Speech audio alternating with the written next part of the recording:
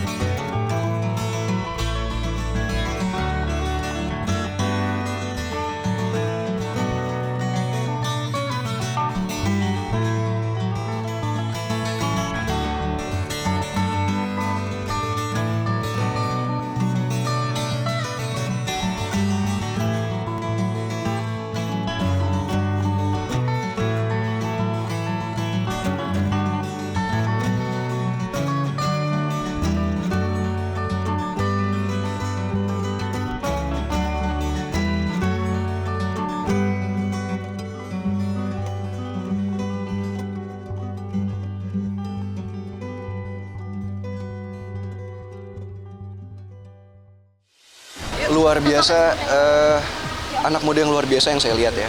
Memang kan ada yang bilang katanya semakin tinggi pohon semakin kencang angin menerpa ya. Mungkin itu Mbak Fuji sekarang. Di luar banyak orang yang bilang macam-macam. Saya lihat dia adalah pekerja keras, berbakat, pinter. Iya, sepertinya emang entertainment begitu ya kan. Kita lagi sama siapa dijodoh-jodohin. Cuman ya kalau saya pada prinsipnya yang baik-baik diaminin lah. Toh kan ini positif, intens. Mungkin saya saat ini kan juga nggak terlalu sering chattingan sama siapa-siapa di luar konteks pekerjaan ya. Ya mungkin bisa dibilang lumayan intens kali dibandingin dengan yang lain-lain ya.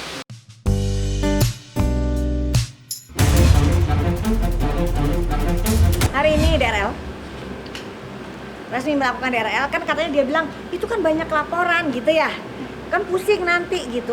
Doktif coba deh gimana kalau misalnya Doktif laporin lagi DRL untuk kesekian kalinya. Doktif ingin dia mempertanggungjawabkan masyarakat tentang produknya dia dan berhenti untuk memberikan hoax ke masyarakat.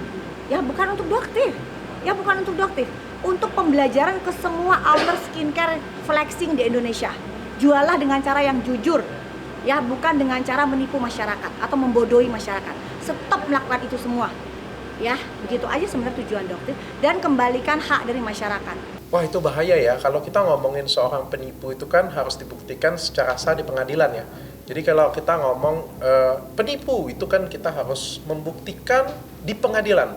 Kalau enggak, itu suatu tuduhan yang amat sangat berat sih sebenarnya. Nah itu ya cilakanya ya, aku cukup tenang sih ya. Aku cukup tenang sih, sebenarnya aku nggak punya kebencian dengan beliau, aku juga nggak punya kemarahan dengan beliau, meskipun aku beberapa kali difitnah, beberapa kali digiring opini ya. Aku anggap ini adalah ujian untuk aku, ini adalah pendewasaan diri aku. Ya, aku jawab sebisa yang aku bisa, inilah jawaban yang terbaik versi aku. Masih percaya kan dengan omongan beliau? Kalau Dotif pribadi, disclaimer, Dotif tidak percaya sedikit pun omongan yang keluar dari mulut dia. Ya, Badan POM aja bisa dia bantah.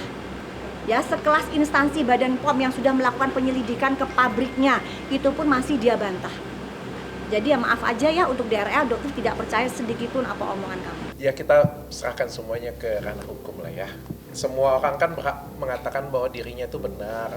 Semua orang berhak untuk punya ego masing-masing. Siapa yang pengen salah di sini? Nggak ada yang pengen salah kan? Maka yang bisa menentukan siapa yang benar, siapa yang salah ya yang berwajib saja. Makanya aku nggak mau banyak komentar. Ya pihak berwajib aja yang menentukan siapa yang salah, siapa yang benar.